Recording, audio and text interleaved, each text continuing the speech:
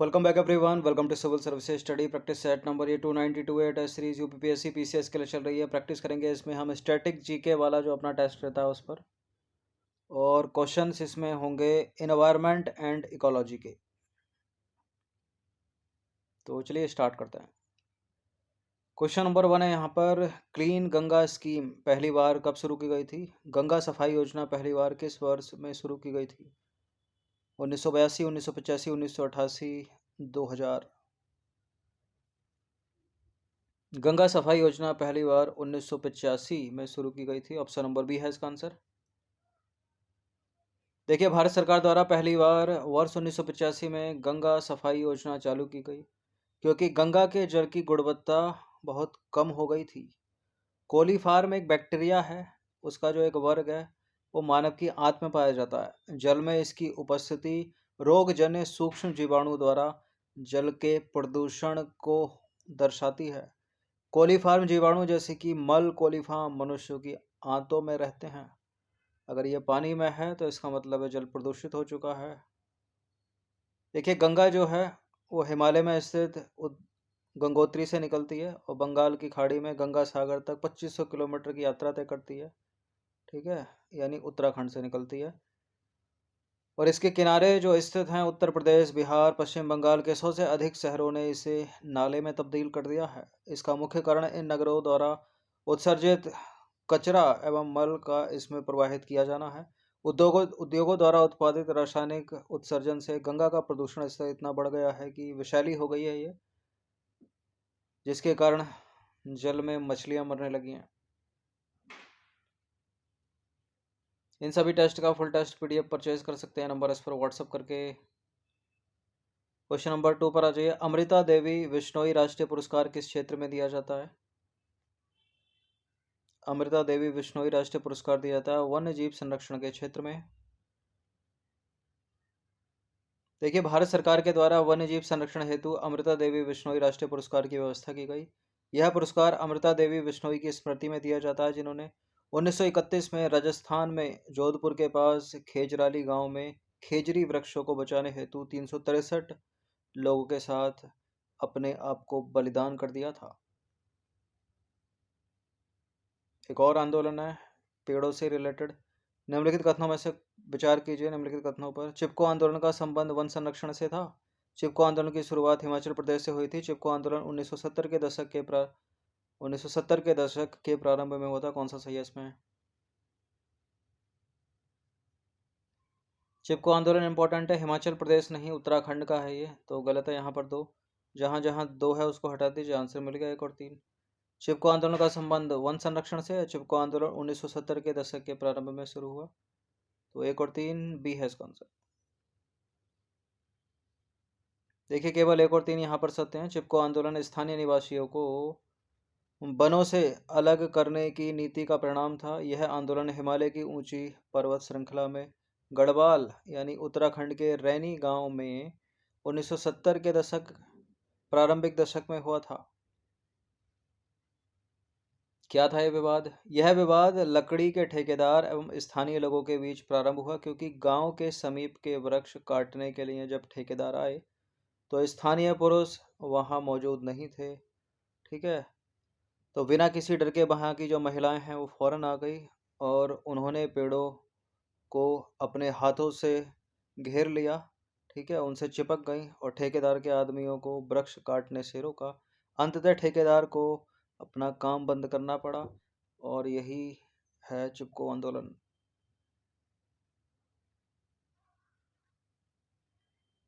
Question number 4 है, सूची 1 को सूची 2 के साथ सुमेलित कीजिए। सूची 1 में है संबंधित राज्य, सूची 2 में है जल संग्रहण की पद्धति। पाइन, कुल, खादिन, एरिश। देखिए, पाइन जल संग्रहण की जो पद्धति है वो है बिहार की। कुल जल संग्रहण की जो पद्धति है वो हिमाचल प्रदेश की। खादिन राजस्थान की है और एरिश है तमिलनाडु। तो ए का 2 हो गया और बी का 3 हो गया। इसका आंसर हो गया ऑप्शन नंबर सी। देखिए, जल संग्रहण भारत में बहुत पुरानी संकल्पना है। अलग अलग राज्यों में इसे अलग अलग नामों से जाना जाता है। जैसे कि राजस्थान में इसको खादिन, बड़े पात्र और नाड़ी कहा जाता है। महाराष्ट्र में बंघाराम एवं ताल कहा जाता है। मध्य प्रदेश एवं उत्तर प्रदेश में बंधिस कहा जाता है। बिहार में आहार पाइन कहा जाता है। हिमाचल प्रदेश में कुल कहा जाता है। जम्मू के खाड़ी क्षेत्र में तालाब, तमिलनाडु में एरिस, केरल में सुरंगम, कर्नाटक में कट्टा कहा जाता है इत्यादि। प्राचीन जल संग्रहण तथा जल परिवहन संरचनाएं आज भी उपयोग में है। ये क्वेश्चन नंबर 5 पर आ जाइए। निम्नलिखित कथनों पर विचार करेंगे। पहला कथन है यहाँ पर, कोयला एवं पेट्रोल अजैव मात्रा से बनते हैं जिनमें कार्बन के अतिरिक्त हाइड्रोजन, नाइट्रोजन, सल्फर भी होते हैं। अपर्याप्त वायु में कोयला एवं पेट्रोल को जलाने से कार्बन मोनोऑक्साइड यानी CO बनती है। पर्याप्त वायु में जलाएंगे, पर्याप्त ऑक्सीजन में जलाएंगे तब तो CO2 बनेगी, लेकिन अपर्याप्त वायु में जलाएंगे तो कार्बन मोनोऑक्साइड ही बनेगी। करेक्ट है। कोयला एवं पेट्रोल अजैव नहीं बल्कि जैव मात्रा से बनते हैं जिनमें कार्बन के अतिरिक्त हाइड्रोजन, नाइट्रोजन, सल्फर होते हैं। तो जैव अजैव की वजह से पहला गलत हो गया यहाँ पर। तो जहां जहां एक है उसको हटा दीजिए, केवल 2 है इसका आंसर।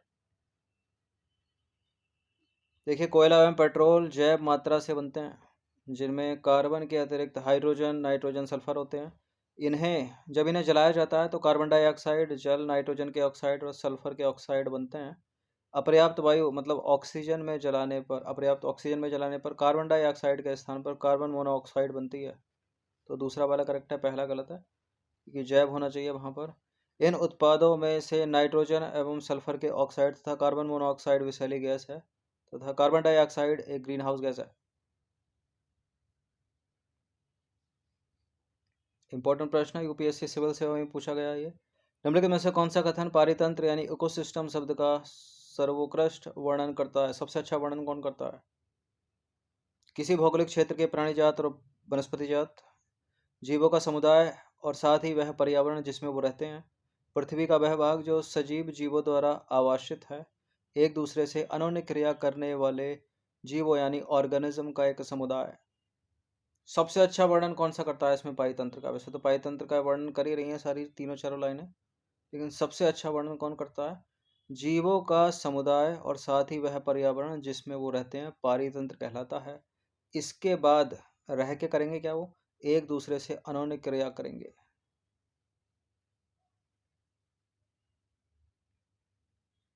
देखिए, किसी क्षेत्र के सभी जीव तथा वातावरण के अजैव कारक संयुक्त रूप से पारितंत्र यानी इकोसिस्टम बनाते हैं।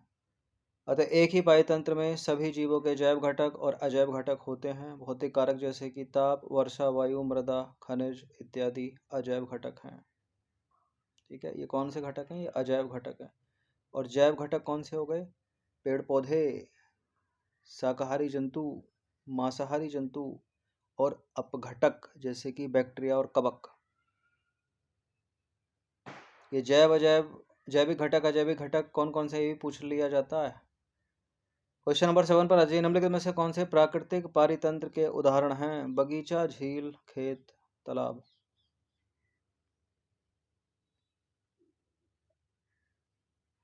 तालाब यानी पौंड, झील। देखिए, तालाब जो है प्राकृतिक हो सकता है, मानव निर्मित भी हो सकता है। झील प्राकृतिक होती है, मानव निर्मित भी होती है, लेकिन खेत हमेशा मानव निर्मित ही होता है। ठीक है, बगीचा भी मानव निर्मित होगा। ठीक है, वरना फूल, पेड़, पत्ती अगर किसी क्षेत्र में है और मानव का हस्तक्षेप ना हो तो वो जंगल बन जाएगा, बगीचा नहीं कहलाएगा वो। तो 3 4 को हटा दीजिए, 3 को हटा दीजिए, तो ए और 1 और 2 इसका आंसर होगा, फिर तो सी है इसका आंसर। प्राकृतिक पारितंत्र क्या हो गए? जंगल हो गए यानी वन हो गए, तालाब हो गए, झील हो गई।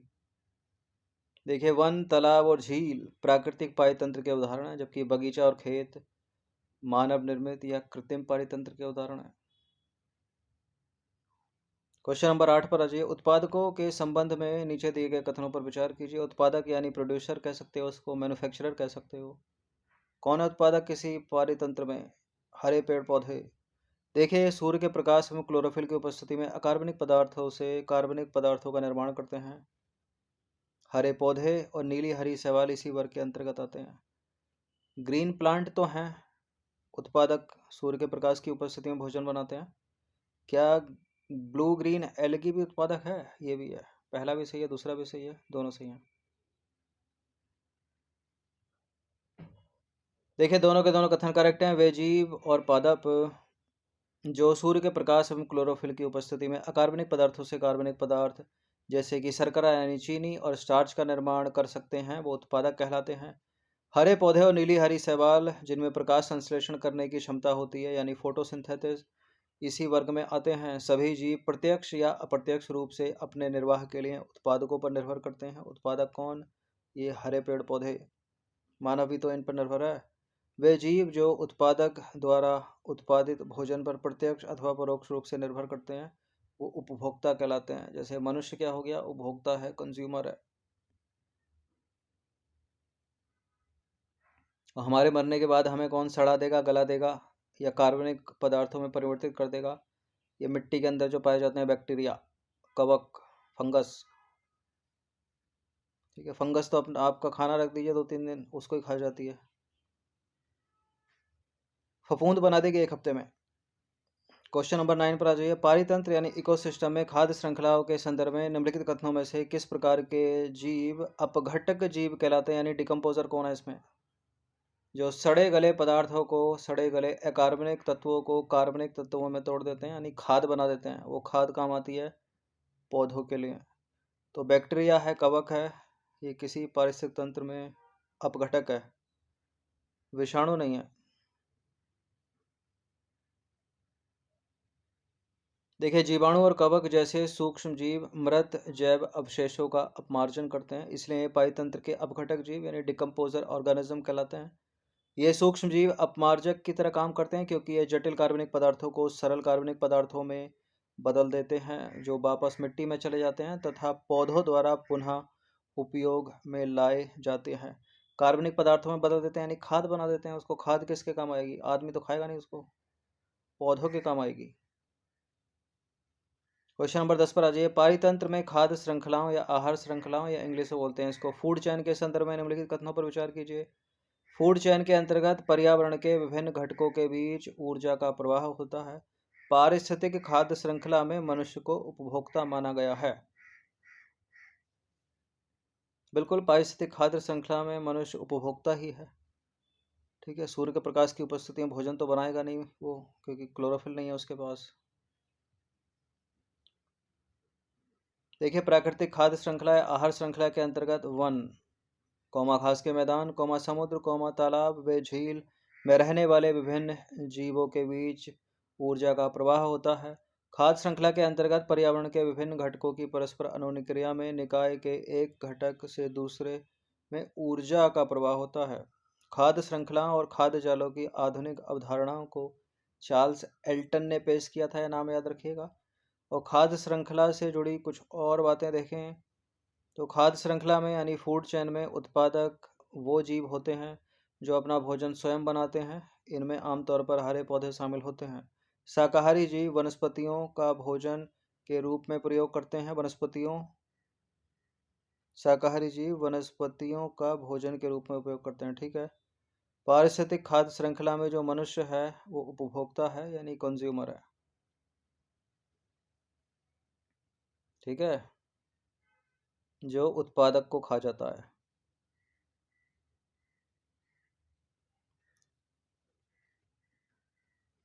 क्वेश्चन नंबर 11 पर आ जाइए। निम्नलिखित कथनों पर विचार करेंगे। स्वपोषी यानी ऑटोट्रॉप सौर ऊर्जा को रसायन ऊर्जा में परिवर्तित करते हैं। आहार श्रृंखला में ऊर्जा का प्रवाह एक दिशीय होता है। स्थलीय पारितंत्र के हरे पौधे सौर ऊर्जा का लगभग 1% भाग ही खाद्य श्रृंखला में परिवर्तित करते हैं। कौन सा इसमें सही है? स्थलीय पारितंत्र यानी लैंड इकोसिस्टम। आहार श्रृंखला में ऊर्जा का प्रवाह बिल्कुल एक ही दिशीय होता है। और पहला भी सही है, तीसरा भी सही है, सारे के सारे करेक्ट हैं। डी है इसका आंसर। देखिए स्वयपोषी यानी ऑटोट्रॉप कौन हो गए? हरे पौधे जो सूर्य के प्रकाश की उपस्थिति में भोजन बनाते हैं। ठीक है, यानी सौर ऊर्जा को रासायनिक ऊर्जा में बदलते हैं। यह ऊर्जा संसार के संपूर्ण जैव समुदाय की सभी क्रियाओं के संपादन में सहायक है। स्वयपोषी से ऊर्जा विषमपोषी व अपघटकों तक जाती है। आहार श्रृंखला में खाद्य श्रृंखला में ऊर्जा का प्रवाह एक ही दिशीय होता है अथवा एक ही दिशा में होता है। देखिए, स्वपोषी जीवों द्वारा ग्रहण की गई ऊर्जा पुनः सौर ऊर्जा में परिवर्तित नहीं होती तथा शाकाहारियों को स्थानांतरित की गई ऊर्जा पुनः स्वपोषी जीवों को उपलब्ध नहीं होती। जैसे यह विभिन्न पोषी स्तरों पर क्रमिक रूप से स्थानांतरित होती है, परंतु अपने से पहले स्तर के लिए उपलब्ध नहीं होती। ठीक है। तो पौधों से चली गई, जैसे घास से चली गई टिड्डी में, टिड्डी को खा गया सांप, सांप को खा गया बाज। ठीक है, तो एक ही दिशा में चलती गई, वापस तो हुई नहीं वो। देखिए, एक स्थलीय पायतंत्र में हरे पौधे पत्तियों द्वारा प्राप्त होने वाली सौर ऊर्जा का लगभग 1% भाग खाद्य श्रृंखला में परिवर्तित करते हैं। यह इंपॉर्टेंट प्रश्न है। एक उपभोक्ता स्तर से दूसरे उपभोक्ता को जैव मात्रा का कितना प्रतिशत भाग स्थानांतरित होता है? तो ऊर्जा एक पोषण स्तर से दूसरे पोषण स्तर में जब जाती है तो 90% यूज हो जाती है, केवल 10% ही बच पाती है। उसका उस 10% का 90%, ठीक है, अगले पोषण स्तर में जाएगा तो फिर केवल 10% बचेगा। इस तरह से इसको 10% का नियम भी कहते हैं। कि लंडन मैन नामक वैज्ञानिक हुए, उनको 10% का नियम यही है। देखिए, जब हरे पौधे प्राथमिक उपभोक्ता द्वारा खाए जाते हैं तो ऊर्जा की बड़ी मात्रा का पर्यावरण में ऊष्मन के रूप में ह्रास होता है और इसमें से कुछ मात्रा का उपयोग पाचन, विभिन्न जैव कार्यों तथा वृद्धि एवं जनन में होता है। खाए हुए भोजन की मात्रा का लगभग 10% ही जैव मात्रा में बदल पाता है तथा अगले स्तर के उपभोक्ताओं को उपलब्ध हो पाता है। अतः प्रत्येक स्तर पर उपलब्ध कार्बनिक पदार्थों की मात्रा का औसतन 10% ही उपभोक्ता के अगले स्तर तक पहुंचता है। क्वेश्चन नंबर 13 पर आ जाइए। निम्नलिखित में से कौन सा कथन जैव आवर्धन या जैविक आवर्धन या इंग्लिश में बायो रेमेडिएशन को परिभाषित करता है?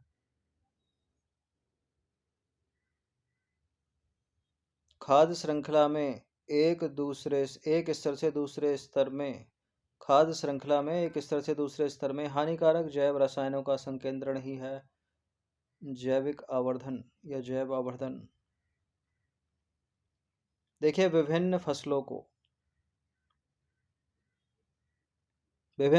को रोगों और पीड़कों से बचाने के लिए पीड़क नाशक और रसायनों का अत्यधिक प्रयोग किया जाता है, आज भी किया जाता है।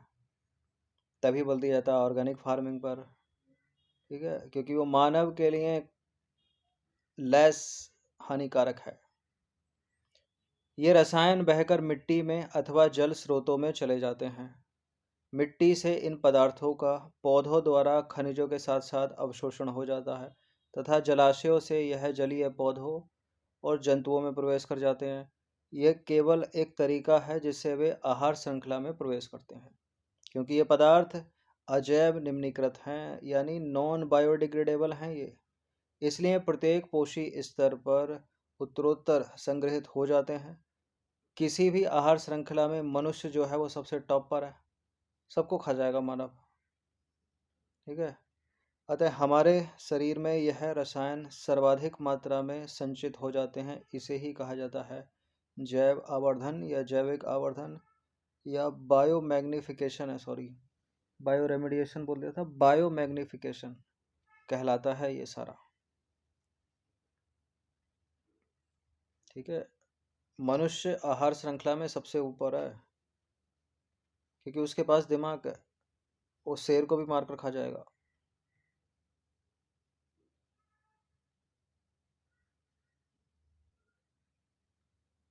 चलिए क्वेश्चन नंबर 14 पर आ जाइए। ओजोन परत के संदर्भ में 3 कथन दिए हैं, कौन सा इसमें सत्य है? ओजोन यानी O3 के अणु ऑक्सीजन के 3 परमाणुओं से बनते हैं। O3 लगा पड़ा तो ठीक ही है, तो 2 परमाणु से बनते हैं लिखा होता तो गलत हो जाता। ओजोन सूर्य से आने वाले पराबैंगनी विकिरण से पृथ्वी को सुरक्षा प्रदान करती है। क्लोरोफ्लोरोकार्बन यानी CFCs जैसे मानव संश्लेषित रसायनों से ओजोन की मात्रा में तीव्रता से गिरावट होने लगी है। सारे के सारे करेक्ट हैं, तो स्कूल से पढ़ते आ रहे हो आप, सी है इसका आंसर।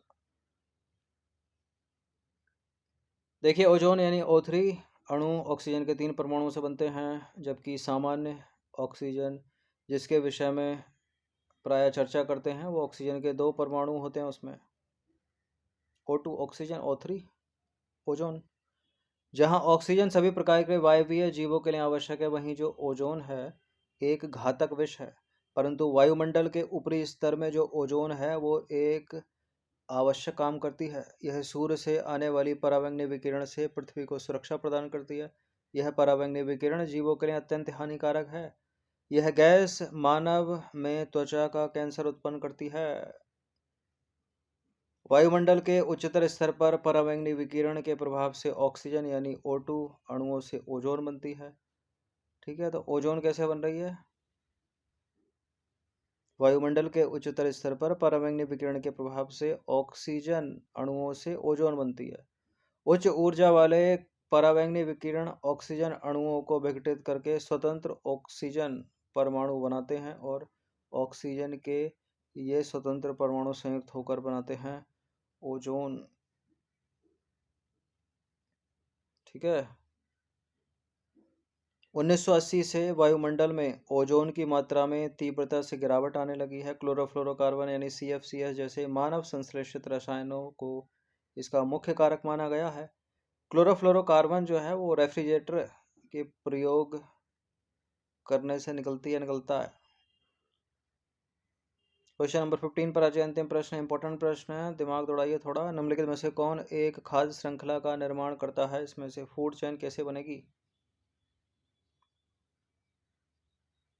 देखिए, गेहूं को खा गई मछली, मछली को खाएगी बकरी नहीं। घास को खा गई बकरी, ठीक है, बकरी को तो खाएगा बाघ या मनुष्य होना चाहिए था, मछली थोड़ी खाएगी बकरी को, शेर होता। घास को गेहूं नहीं खा सकता, गेहूं को आम कैसे खाएगा? घास को खा गया हिरन, हिरन को खा गया शेर। बी है इसका आंसर। ठीक है, जैसे कि यहाँ देखिए ऊपर ये, इसमें देखिए डायग्राम में,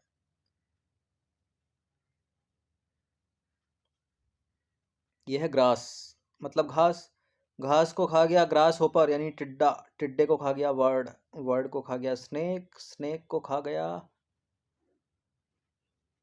चील। ठीक है, और चील को सड़ा दिया गला दिया किसने? फंगस ने, कवक ने, मशरूम ने।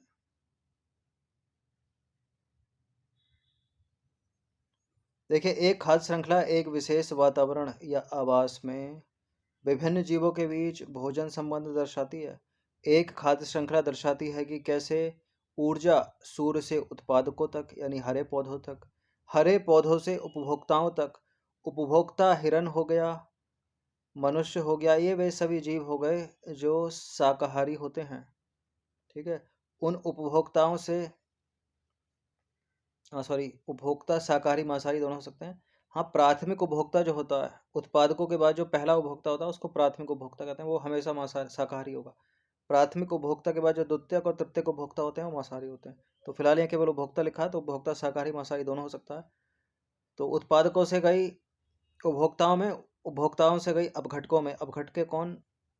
जीवाणु, कवक, ऐसे काम करती है ऊर्जा।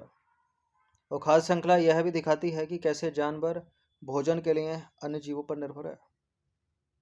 तो एनवायरनमेंट इकोलॉजी के इंपॉर्टेंट 15 प्रश्न थे, ये प्रैक्टिस कर लीजिएगा इनकी 1 से 2 बार। इन सभी की फुल टेस्ट PDF आप परचेज कर सकते हो, ये नंबर इस पर व्हाट्सअप करके। बाकी सब्सक्राइब रखना सिविल सर्विसेज स्टडी चैनल को।